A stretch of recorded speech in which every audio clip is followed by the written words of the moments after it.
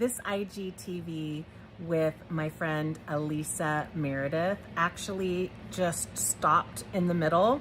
So this is the end of the video, but it's still 35 minutes of really amazing content from Alisa, who is an expert at Pinterest, and she formerly worked at Tailwind. So I hope you enjoy it. See how it goes. So it just closed. We're opening it back up again. I do weekly idea pins, and I also am a Pinterest manager for clients, and I'm doing weekly idea pins for them. Again, we'll get to idea pins and your thoughts and all that good stuff. But what I find important is that since I started doing that, the number has started increasing on direct.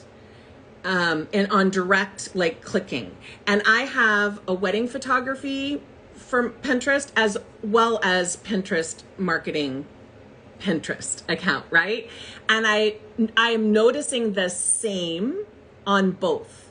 That's what leads me to believe that it's idea pins, and it's closely correlating, but it's not. Of course, we don't ever get all the numbers perfect, but it is closely correlating. And so that's the hypothesis that I'm working on, right or wrong. Yeah. Yeah, it's fun. Yeah. Okay. So I focus my business on organic results. All of my advice to my clients, and I try not to dive into ads because I want to really be able to speak as an authority to just organic results. But I know that you are really good or are knowledgeable about ads for Pinterest. So would you say to use Pinterest ads, yay or nay? How do they compare to Facebook or Google ads? I know from listening to experts and from the knowledge that I have that you don't really want to create an ad unless you have a pin that's actually doing well first. Is that true? Like, give me some information. Oh, Alisa, I think you're muted on Clubhouse. There you are. Yeah, I wasn't talking, so Sorry. okay. Okay, so Pinterest ads, I am a fan of those. You can now separate in your analytics what results you're getting from organic, what results you're getting from paid. However, and I'm sure this is why you're thinking the way that you do, when you advertise, you tend to get a lift in organic for months, even after you stop your campaign. So Which yeah, is golden. yeah, oh, I love that. I love a bargain like that. But yeah, so and the reason for that, if you're not familiar with Pinterest ads, is that when you pay to promote a piece of content or a pin on Pinterest, that distribution grows astronomically depending on what you pay. People see that pin, they save it, and then when other people see that version of that saved pin and click on it, you don't pay for it, but it only happened because you advertised. So it is really a great deal. Molly, my friend, is here. Yeah. So definitely I do like Pinterest ads. They're different from Facebook in several ways. I think the biggest one being Pinterest ads is much simpler. It's a newer platform, right? It is, far fewer options, but they also have something cool called an act-alike audience, which is a little bit different from Facebook's lookalike. Oh. Yeah, so a lookalike is demographics, right? So these people are the same age, same gender, same job, whatever. On Pinterest, it's more like they are similar in behavior and interest. Ooh. Yeah, so they're a little hit or miss. Sometimes they work well, sometimes they don't. And it often depends on the quality of the audience you're uploading. So if you're like, okay, here's an audience of my website visitors, and it's only 1,000 people. Well, if Pinterest is trying to pull an act-alike of 10,000 people, maybe they can do that. But if they're going for 2 million, it's really hard to get that similarity tight. So the bigger your audience, the better on that act-alike. Trying to remember what your other part of your question was. Oh, what about Google ads? I don't know if you have Oh, experience with that in terms of no. comparison. Yeah, I have done Facebook ads. I tried years ago, you know, Pinterest ads, found the same thing that you're talking about that kind of lift overall, I guess, which is kind of like idea pins. When you do an idea pin, all your pins get a little love, right? So that I like that. I don't do it because I want to make sure that what I'm talking about with regards to organic and free growth is accurate. And I feel like even though you can get analytics split, I just want to have my account sort of be true to kind of what I'm talking about. But I'm glad to know that you have that experience. So if anyone is questioning about ads, I now have a person I can send you to. There are some new things that I don't have a lot of experience like with the e-commerce and those complicated. I have a guy. I have a guy. Who can do that for me. But yeah, and like the answer to should people advertise on Pinterest, I think that comes down to what you want. So you can build up your account organically and it doesn't have to take forever. But if you need results and you need them now, yes, that's when you do it. The other thing I think to consider is your sales funnel and what you're selling, right? So I've had people say, you know, I'm in this affiliate program and I get paid for visits to my site. Should I use Pinterest ads? It's like, no, you will never make that worth it if you're paying 50 cents, $1 for a click and you're getting paid 5 cents. It just, you know, the math does not work out. Similar for really, really inexpensive products, because people on Pinterest they're so top of funnel, right? Yes. So yes. They're going to come to your website. They aren't usually going to buy right away. Sometimes they do. It's more of a building a know, like, and trust is kind of how I treat it. So I'm glad to hear you say that also. Because totally. that was what I was thinking, but I don't know, right? No, so you're right. You're right. And then, so you got to get them on your email list, and then you got to retarget with ads. The retargeting ads on Pinterest do work so much better than the cold targeting. The keyword targeting in particular, I found difficult. Not to say you couldn't do it, and maybe it was the keywords, maybe it was something I was doing wrong, but I found it hard to make that affordable. It was much better and effective, right? Because we will pay if it's effective. Oh, for sure. Right? We don't want to pay though for a shot in the dark and have it not work out. So that's smart. I look at it like, okay, we're filling that funnel so that then we can retarget. That can work too. So maybe for a free download, even though you're paying, you're growing your email list, which means you can actually then continue to market and warm them up. If you chose to invest money in that, that might be something that would be potentially effective. Yeah. Expensive maybe, but effective.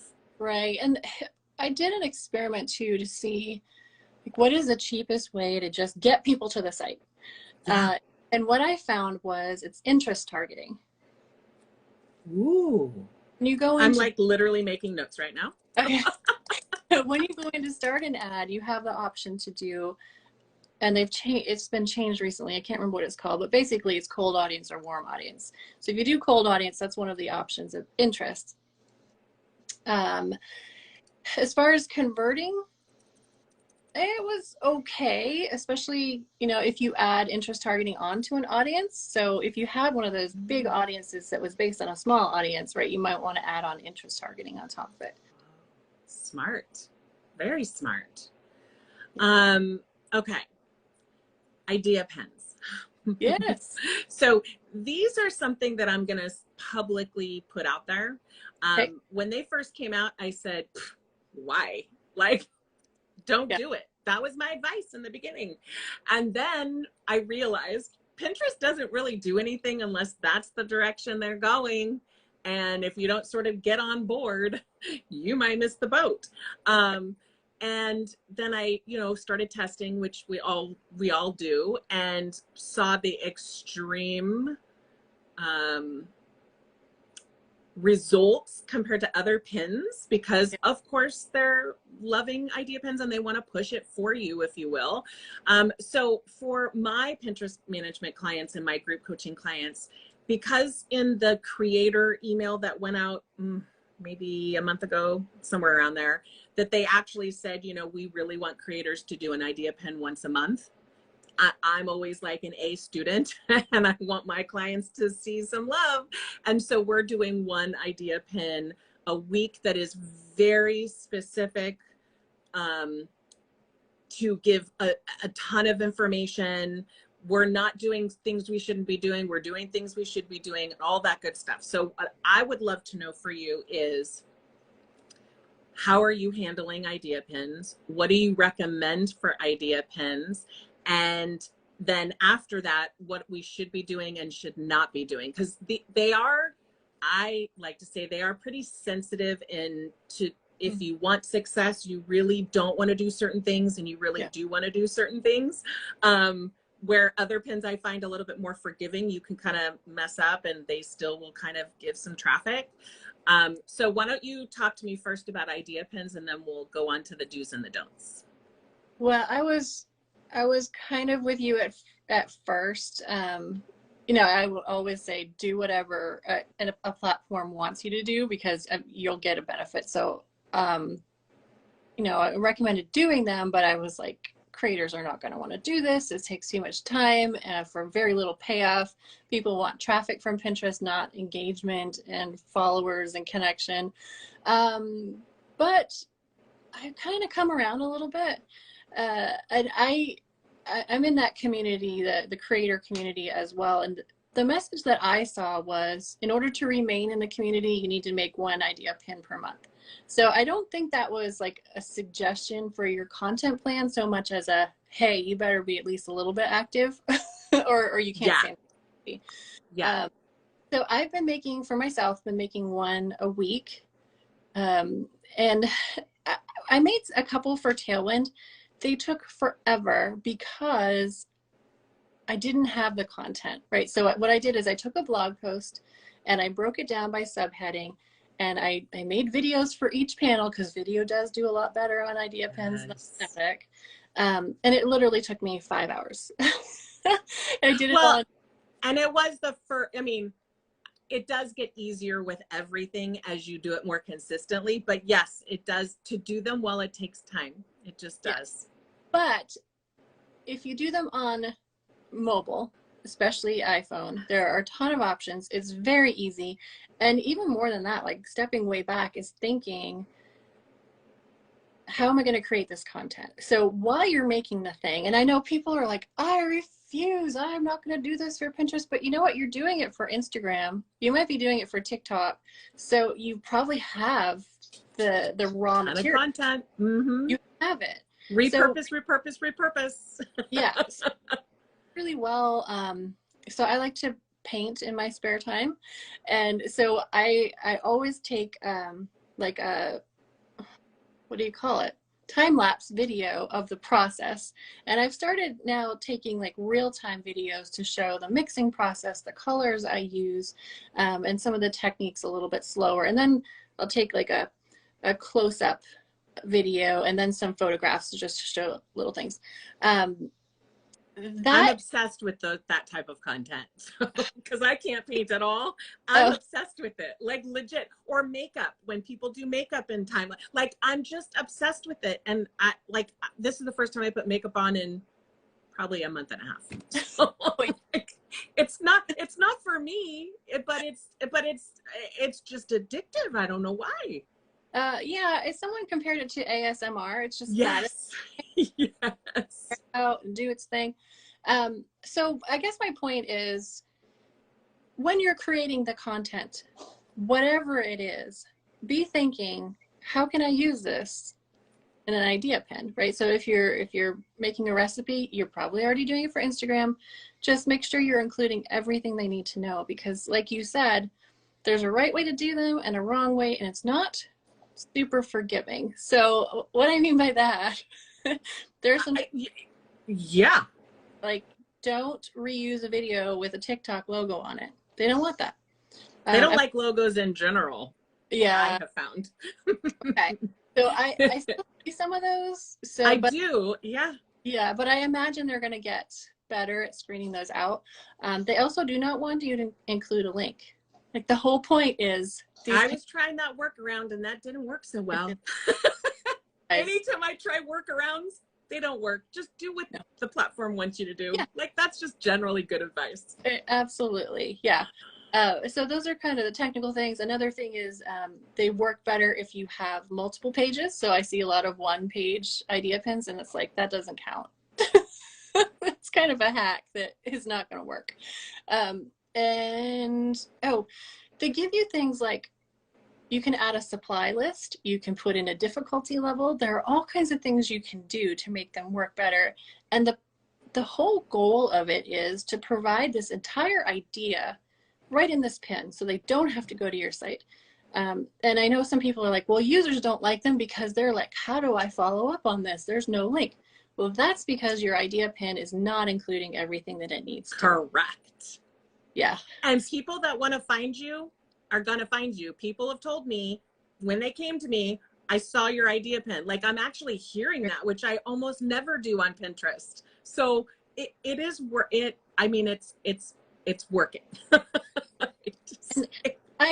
When they first came out with this, it's going to be a place to connect pinners and users. I was like, no, I like my little hiding place interest where I don't have to show myself, right? It was all about the ideas. But Gen Z came on, grew tremendously. They're now the largest group of users on Pinterest, which I find just baffling. Blows my mind. Yeah, but this is how they communicate, and I think that they're kind of bringing the rest of us along. As we're like, oh, I guess it's not too bad, and oh, I really do like it when I tag a manufacturer, like the person that makes the pigments that I use. I tag them and they come on and comment and say something nice. We're in the Wedding Pros Clubhouse. And so if you're a wedding pro listening to us or watching us on Instagram Live, tag your vendors. This is the best way to get that pin spread everywhere. Regular pin, idea pin, whatever. Tag. And I hear people say, oh my God, that takes so much extra time. Well, if you're already creating something, the time that it takes to tag is going to give you so much more by way of analytics that don't stop at the finish line. Right. And especially with the idea pins, it's just a little sticker. It's nothing. Yeah. And I've heard too, like with Instagram, when you're making reels, they want you to use the tools that they provide for you. So one thing I've heard, tell me if I'm wrong, and I've seen in my clients and stuff, is that when you use the text overlay in the Pinterest thing that you're adding it to, it does way better than if you upload something you created in Canva with a text. I've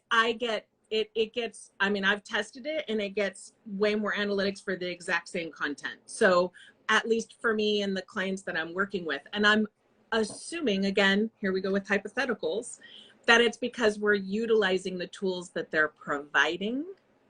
I don't know.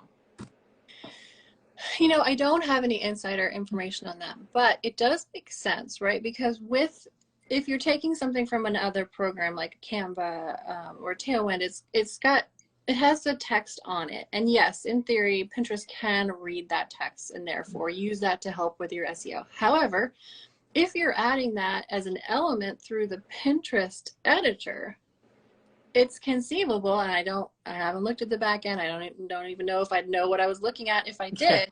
that it is a tag, like a special field or something that they are able to use more accurately. I mean, I don't know, but it seems like it's all hypothetical at this point because they're still new, even though they're out of beta and now called idea pens. If in case you're wondering what the heck an idea pen, it's formerly story pins. When they came out of beta, they changed the name, and I think idea pens is a better name. Like I agree with that because that's their point. At first, but as like most things on Pinterest, it grew on. Well, you make peace with it and move forward. That's how I feel with Pinterest, It's like life. But it's a good differentiator from stories. I think it was smart to call them story pins at first. Yes, get people who already like stories on Instagram to feel comfortable with them. Probably was pretty smart in the end. And then the differentiator they played on from the very beginning was our stories last more than 24 hours. We think you deserve more than a double tap. And I was like, you know, you're not even trying to pretend it was. Well, and I heard a lot about it's a whole complete story right in the pin, which is everything you and I have been talking about with them. You know, you have to be able to watch a story pin and be inspired, enjoy watching it, or learn something. Like it's not, and do it. So that's, I feel like I'm getting better at that along the way too. Because it first from just the time lapse and a photo and a supply list to, okay, let's stop along the way and talk about this and like show the consistency of the paint. Like what more can you add in that will be a satisfying experience? So people will be like, I want more of that. Maybe they'll follow you on Pinterest. Maybe they'll follow you on Instagram. I get most of my offers to buy paintings on Instagram. So I do encourage people like, hey, you can follow me on Instagram, same username. Yeah, I find that from using Pinterest for years and years and years for my wedding photography business, people almost never contact me right after Pinterest. They 90% of the time go to Instagram. But when you ask them, like every business should, how did you find me? They're going to say Instagram, because what they're saying is where they last saw you before they contacted you. So unfair. And so, and so in my consult calls, or even in the video, email, whatever seems more appropriate, I'll say, were you referred to me, or did you use a hashtag? Because of course we want to know what the heck that hashtag is to use it 18 million more times. And then I hear, oh, that's that pause. Oh, actually I found you from like a Google search and Pinterest, and then went over to Instagram. That's like my buyer journey for my wedding and branding photography. So I always try to tell people, if you are not using Pinterest because no one's ever told you that they found you on Pinterest, you might be missing the boat. I know you're missing traffic, but you might be missing selling your services or product. You not get nearly enough credit for the contribution. At all. At all. Okay, so we're going to be asking for questions. I have a couple more questions. One, so start raising your hands in Clubhouse or putting a question in here on Instagram Live if you have a question for my friend. Okay, this is gonna, I'm gonna ask it of you because I get it asked of me all the time. How many times a day should I be posting to Pinterest? Oh my God. I hate when I get that question. I get why I get that question, and it's different for everyone. But I'm curious what you say. Well, I think people are overwhelmed, right? And so they just they want someone to tell them exactly what to do. They want someone to say, like, what percentage of content should be my own and what percentage is, oh, I know. You'll notice I didn't ask that question, but just put all your content. But we have to, we smile because we know what business owners are going through. Like owners ourselves, it's like, I have a sliver of time and brain power to spend on this, so make it easy for me.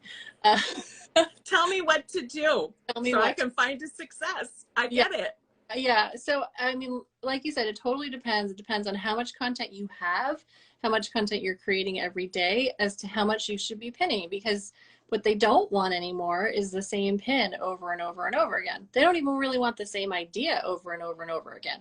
So knowing that it's going to take you some thought to either create new content or think of a new way to frame that existing content to kind of play in with trends. Like, so if you have a recipe for, I don't know, turkey sandwiches, right now back to school is the thing, right? So how can you reframe that as a great back to school brilliant lunch?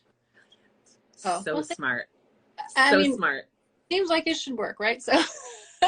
So because you're going to have to put that thought into it, you're going to have to make a new image, you're going to be making idea pins, you're going to be pinning only what you can sustain, right? And if you're not creating new content every week, it's going to be less. If you have a backlog of hundreds and hundreds of blog posts that you've never put on Pinterest, I'm like super jealous. But like, you can do more, right? You still don't want to do it all at once, and you want to spend time on the crafting the pins, thinking about your keywords for your description, your title, your boards. So just like pull back from the quantity and be okay with a lot less, which I know has got to be hard for people who used to pin 50 times a day, 100 times a day. Yeah, I tell everyone, which is exactly what you're saying, basically. I tell everyone, whatever you create for Instagram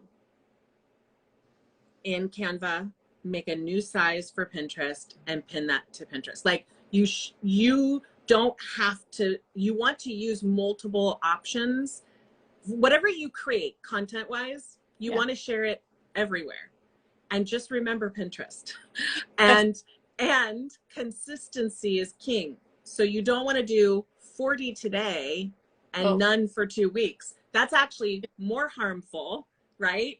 Than anything else. It's interesting how Instagram came out and publicly said this, or like the community manager who used to be at Tailwind, Chloe Ellis. She's a Instagram influencer. She had a call with Instagram as an influencer, and they told her straight out, upload the same kind of content, so the same posts, the same day of the week at the same time.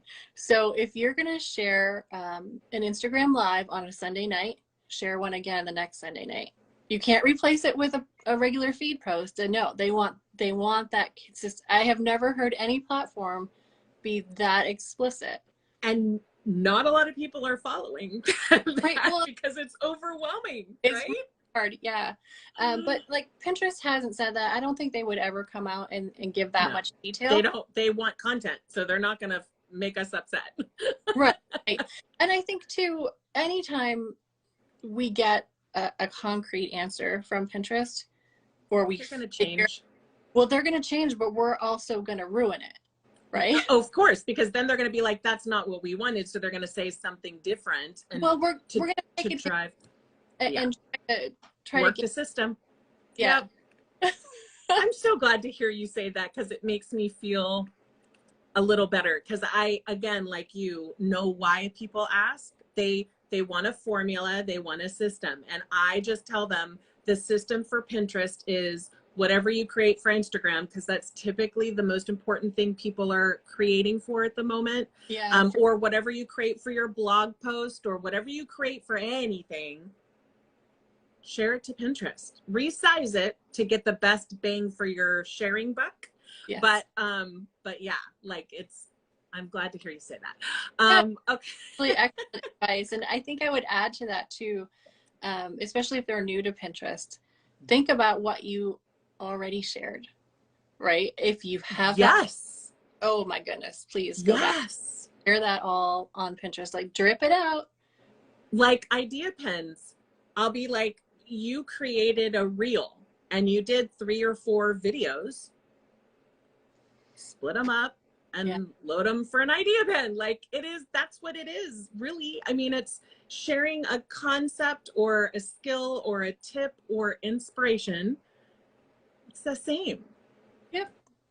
I love it. Okay. We know that Pinterest is a long game. Mm-hmm. And that we typically, this is very loose, but I say to people, you kind of want to pin something that's going to be sort of popular in the next few months. Mm-hmm. So what should people potentially be pinning today for? I heard that, we always talk about Christmas coming early, but I heard this year it's earlier than ever. I'm seeing a ton of Christmas stuff already on Pinterest, and it makes me want to cry. I don't know how it can possibly get any earlier, but it seems like every year it's I think probably this year, my guess is that like I don't celebrate Christmas, but I totally get how important it is to people.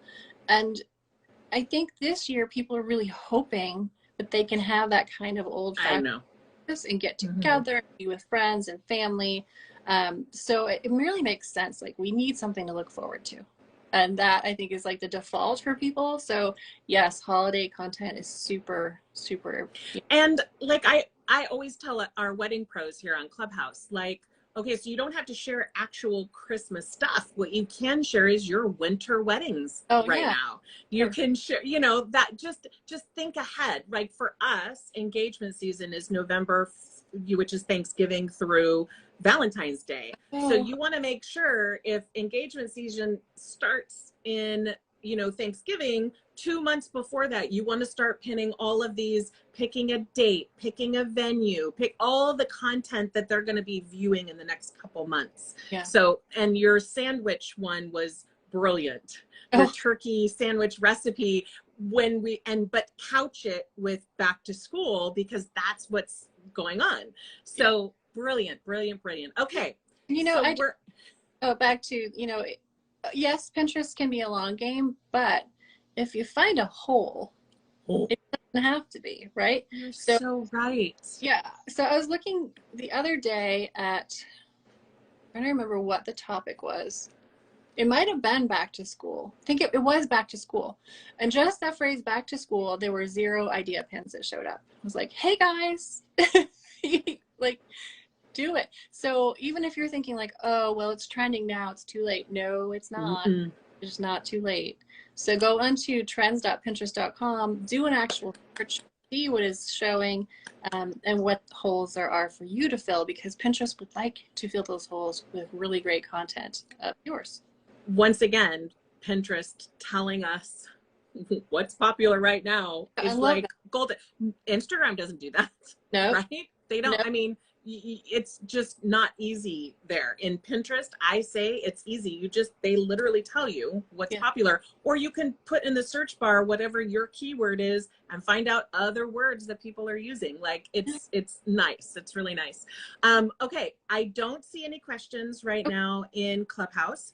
I don't see any questions at the moment with Instagram Live. And as we're at that 12:46 for you time zone, do you have any final thoughts, or do you have any maybe reasons why people, if they haven't started Pinterest, why they maybe should?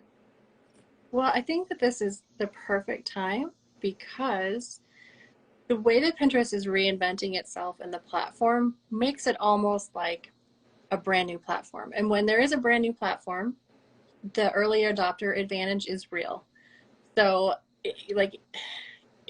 get started right now, right? Because idea pins are new. Some people are very resistant to making them. So there's a huge opportunity for you if you're willing to do it. Yeah, like I wish I jumped on Reels as quickly and as hard as some of my friends, because, you know, it helped to skyrocket their accounts, right? This is that moment right now, I think, on Pinterest, because a lot of us creators have drug our feet, right? And are just really now starting to get into doing them. You are so, so right. Yeah, there's one more little thing with that too, because Pinterest realizes that they take time to create. They don't send traffic to your website. So they are working on ways to monetize your idea pins. And right now you can add links to, like, affiliate links for Rakuten advertising, and then I think it's Shop Style. And they're affiliate programs. Like, you can't do an Amazon link or an Amazon affiliate link yet, but they're adding more affiliate programs. So you can tag your own products, or you can tag affiliate products. So it's like very nice. Yeah. Very nice. Very, very good. Any other final thoughts before we end? Thank you again, my friend, so much for coming on. I so appreciate it. Yeah, I enjoyed it very much. All right.